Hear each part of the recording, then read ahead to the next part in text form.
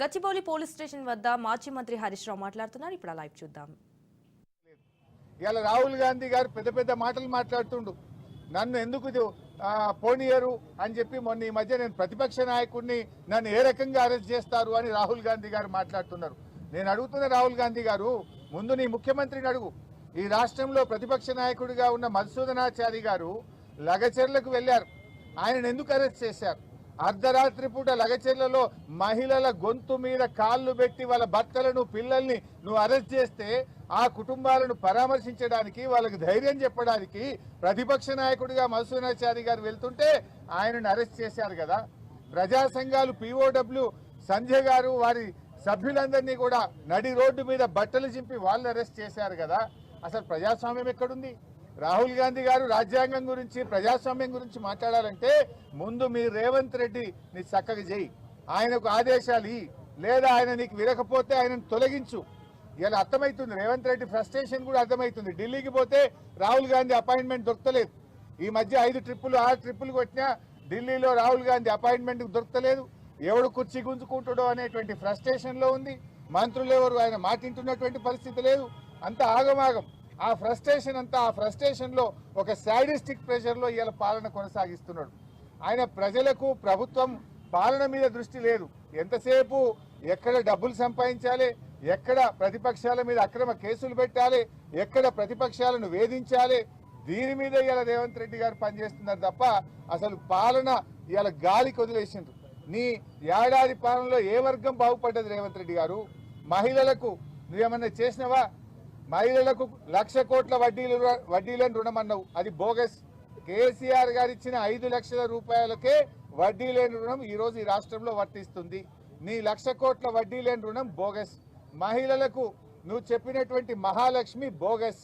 ఇవాళ రేవంత్ రెడ్డి అంటున్నాడు మంచి సలహాలు ఇవ్వండి, సూచనలు ఇవ్వండి అని. మేము చాలా సలహాలు ఇస్తున్నాం, మేమేం నీ పాలనను అడ్డుకుంటలేం కదా. నువ్వు 100 రోజుల్లో 6 గ్యారెంటీలు అమలు చేస్తా అని బాండ్ పేపర్ మీద నువ్వు ఒక దిక్కు, బట్టి విక్రమార్కో దిక్కు సంతకం పెట్టి కాళ్ళు ఏళ్లు పట్టుకొని ఓట్లు వేయించుకున్నారు. 100 రోజులు కాదు, నీ పాలనకు 365 రోజులైంది. నీ 6 గ్యారెంటీలు అమలు చేయమని అడుగుతున్నాం. ఇది తప్ప? నువ్వు రైతులకు వరంగల్లో డిక్లరేషన్ ఇచ్చి 9 హామీలు రైతు డిక్లరేషన్ లో వరంగల్లో చెప్పావు. 9 హామీల్లో ఒక్క హామీ అమలు కాలేదు, అది అమలు చేయమని చెప్పాం. ఇది తప్ప? ఇది సూచన కాదా? మేమేమంటున్నాం, నువ్వు చెప్పిన 15,000 రైతు బంధు ఈ రేవంత్ రెడ్డి, నువ్వు 2 సార్లు కాదు 3 సార్లు రైతు బంధు ఇవ్వని ఆ రోజు కేసీఆర్ని అడిగినావు. 3 సార్లు రైతు బంధు రేవంత్ రెడ్డి అన్నాం. ఇదేమైనా నిన్ను అడ్డుకుంటున్నామా? నువ్వు అడిగిన మాటలే నీకు యాద్ చేస్తున్నాం, నువ్వు చెప్పిన మాటలే నీకు గుర్తు చేస్తున్నాం. అవ్వా తాతలకు 4,000 పింఛన్ ఇస్తా, ఇందిరమ్మ రాజ్యం వస్తుంది అన్నావు. 4,000 పింఛన్ ఎప్పుడు ఇస్తావు రేవంత్ రెడ్డి గారు అని నేను గుర్తు చేస్తా ఉన్నాం. ఇది తప్ప? అరే మూసీలో పేదల ఇల్లు కూలగొట్టకు, హైడ్రా పేరిట గరీబోళ్ళ ఇల్లు కూలగొట్టకు రేవంత్ రెడ్డి అన్నాం. ఇది సూచన కాదా? మూసీ మీద అఖిలపక్షం పిలువు, మేము వచ్చి మీకు సూచనలు ఇవ్వడానికి రెడీగా ఉన్నామని చెప్పినాం. అఖిలపక్షం పిలిచే ముఖం నీకు లేకపోయా, నువ్వు అఖిలపక్షం పిలవకపోతివి. ఇది సూచన కాదా? సూచనలు తీసుకునే సోయి నీకు లేదు, ఆ విజ్ఞత నీకు లేదు. ముఖ్యమంత్రిగా నువ్వు బిహేవ్ చేయడం లేదు. ఒక గల్లీ నాయకుడిలాగా, ఒక ముఠా నాయకుడిలాగా, ఒక ఫ్రాక్షనిస్ట్ లాగా, ఒక కక్షతో పగతో ప్రతిపక్షాల మీద నువ్వు వ్యవహరిస్తా ఉన్నావు. కాంగ్రెస్ ఇవాళ ఏమైంది? చట్టం కాంగ్రెస్ పార్టీ చుట్టమైపోయింది రాష్ట్రంలో. చట్టాన్ని విచ్చలవిడిగా నీ యొక్క దానికోసం వాడుకుంటున్నావు. ఇవాళ మమ్మల్ని పోలీస్ స్టేషన్ తెచ్చినావు. ఇక్కడ బాధ కానిస్టేబుల్ కానీ ఇక్కడ అందరూ బాధపడుతున్నారు. ఏమంటున్నారు హోంగార్డులు? నేను అధికారంలో వస్తే 3 నెలల్లో హోంగార్డులను పర్మనెంట్ చేస్తా, రెగ్యులరైజ్ చేస్తా అన్నావు. సార్ हमारे तरफ पलट के भी नहीं देख रहा रेवंत रेड्डी, जब तो बोला 3 महीने में रेगुलराइज करते बोल के बोला, लेकिन हमारे तरफ पलट के भी नहीं देख रहा रेवंत रेड्डी అని హోంగార్డులు వాపోతా ఉన్నారు. మా కానిస్టేబుళ్లకు రావాల్సిన 4 సరెండర్ లీవ్ పైసలు పెండింగ్ లో ఉన్నాయి. అంటే ఒక్కొక్క సరెండర్ లీవ్ అంటే 30,000 40,000 వస్తే పిల్లల ఫీజులు కట్టుకుంటాం సార్, ఎవరికి చెప్పుకోవాలని అర్థమైతలేదు. 4 సరెండర్ లీవులు పెండింగ్లు ఉన్నాయని మా కానిస్టేబుళ్లు బాధపడుతున్నారు. ఇవాళ పోలీసులకు రావాల్సిన టీఏ ట్రావెలింగ్ అలవెన్స్ కేసీఆర్ గారు 15 రోజులు ఇస్తే నువ్వు 7 రోజులకు తగ్గించినావు. ఆ టీఏ పైసలు కూడా 7 నెలల నుంచి టీఏ పైసలు వస్తలేవు సార్, మా కిస్తులు కట్టుకోలేకపోతున్నాం, ఈఎంఐలు కట్టుకోలేకపోతున్నామని పోలీస్ కానిస్టేబుళ్లు, పోలీస్ సిబ్బంది బాధపడుతున్నారు. కేసీఆర్ గారు ఉండగా పోలీస్ స్టేషన్ కు 75,000 రూపాయలు నెల నెల ఇచ్చిండు. స్టేషన్ అలవెన్స్ ఇస్తే నువ్వు వచ్చినాక స్టేషన్ అలవెన్స్ బంద్ అయింది. కాగితాలకు ప్రింటర్లకు కూడా గోస ఉన్నది. సీసీ కెమెరాలు పనిచేయకపోతే రిపేర్ చేసే దిక్కు లేదని పోలీసు వాళ్ళు బాధపడుతున్నారు. ఎవరిని ఉద్ధరించినావు నువ్వు?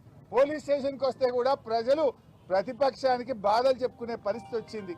రైతుల దగ్గరికి పోతే మద్దతు ధర లేదు, పత్తిని మద్దతు ధరకు కొనే దిక్కు లేదు, నువ్వు చెప్పిన బోనస్ రాదు, రైతు రుణమాఫీ రాదు, రైతు బంధు పడకపాయే, అవ్వాతాతలకు 2 నెలల పింఛన్ ఎగ్గొట్టివి. కష్టాలు తప్ప నీ పాలనలో చేసింది ఏంది? అసలు నువ్వు ఎప్పుడన్నా ఒక్కరోజన్నా శాసనసభలో మమ్మల్ని మాట్లాడించినవా? ఇవాళ ఒక మంచి సూచనలు ఇస్తామంటే వినే ఓపిక ఉన్నదా?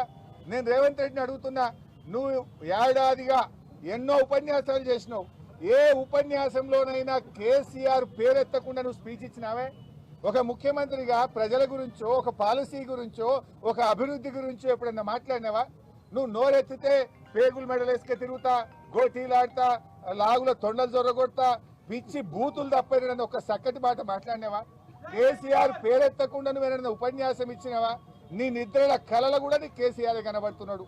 నువ్వు ఒక ముఖ్యమంత్రిగా మర్యాదగా మాట్లాడితే, పాలసీ గురించి మాట్లాడితే, నువ్వు పద్ధతిగా వ్యవహరిస్తే ప్రతిపక్షంగా మేము నిర్మాణాత్మక పాత్ర పోషిస్తాం. ఇవాళ మా కౌశిక్ రెడ్డి గారిని ఎందుకు అరెస్ట్ చేసినావు? ఉదయం 9 గంటలకు మమ్మల్ని అరెస్ట్ చేశారు. ఇప్పుడు రాత్రి 9 అవుతుంది. 12 గంటలు మమ్మల్ని ఇవాళ పోలీస్ స్టేషన్లో పెట్టారు. కౌశిక్ రెడ్డి గారిని ఎందుకు మీరు బెయిల్ ఇవ్వట్లేదు? ఇలా కౌశిక్ రెడ్డి గారి మీద మీరు పెట్టిన కేసులే అక్రమ కేసులు. పోలీస్ స్టేషన్ ఏమన్నా ప్రైవేట్ ప్రాపర్టీయా? పోలీస్ స్టేషన్ కు ప్రజలు ఎవరైనా వెళ్ళొచ్చు, అది పబ్లిక్ ప్రాపర్టీ. పోలీస్ స్టేషన్ కు అపాయింట్మెంట్ తో కంప్లైంట్ ఇవ్వడానికి కౌశిక్ రెడ్డి పోతే ట్రెస్ పాసింగ్ కేసు కౌశిక్ రెడ్డి గారి మీద పెట్టారు. అది పోలీస్ స్టేషన్ లో ట్రెస్ పాసింగ్ ఉంటుందా? Is it a private property? I'm asking the police. అంటే ఆ రకంగా అక్రమ కేసు పెట్టారు.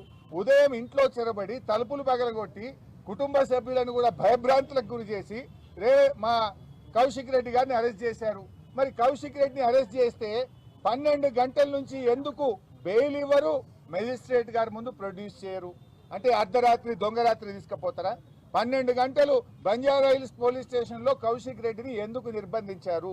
12 గంటలుగా కౌశిక్ రెడ్డి గారికి బెయిల్ ఇవ్వకుండా, మెజిస్ట్రేట్ ముందు ప్రొడ్యూస్ చేయకుండా ఎందుకు ఆలస్యం చేస్తున్నారు అని నేను అడుగుతా ఉన్నా.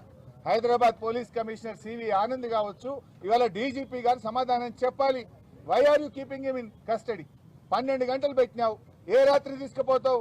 ఎందుకు దొంగ రాత్రి టెర్రరిస్టులను తీసుకుపోయినట్టు ఒక ప్రజాప్రతినిధిని, ఒక ఎమ్మెల్యేను అర్ధరాత్రి తీసుకుపోవాల్సిన అవసరం ఏంది? నువ్వు కోర్టుకే తీసుకుపోవచ్చు కదా. నాంపల్లిలో ఉదయం 10 నుంచి నీకు సాయంత్రం 5 దాకా కోర్టు ఫంక్షనింగ్ ఉంది కదా. కోర్టుకు తీసుకుపోకుండా ఎందుకు పోలీస్ స్టేషన్లో పెట్టుకున్నావు?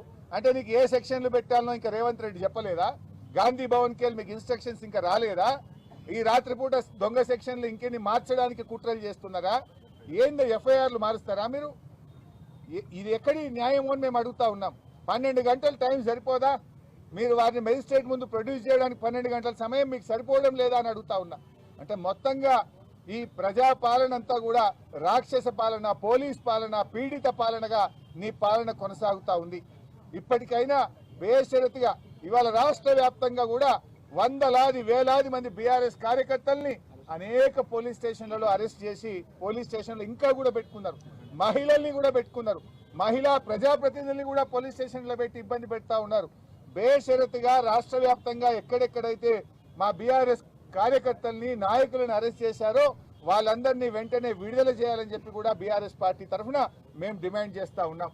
అదేవిధంగా కౌశిక్ రెడ్డి గారిని కూడా అన్ని కూడా బెయిలబుల్ సెక్షన్స్ ఉన్నాయి కనుక పోలీస్ స్టేషన్లోనే బెయిల్ ఇచ్చి బేషరతుగా కౌశిక్ రెడ్డి గారిని విడుదల చేయాలని కూడా బీఆర్ఎస్ పార్టీ డిమాండ్ చేస్తా ఉంది.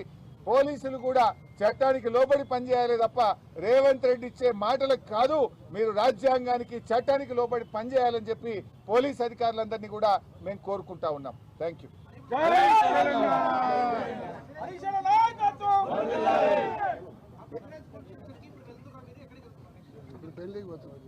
సరే, ఒక కార్యక్రమం ఉంది. తప్పకుండా కౌశిక్ రెడ్డి గారిని విడుదల చేసుకునేదాకా బీఆర్ఎస్ పార్టీ నిద్రపోదు. కౌశిక్ రెడ్డి గారికి అండదండగా ఉంటుంది. హరీష్ రావు నాయకత్వం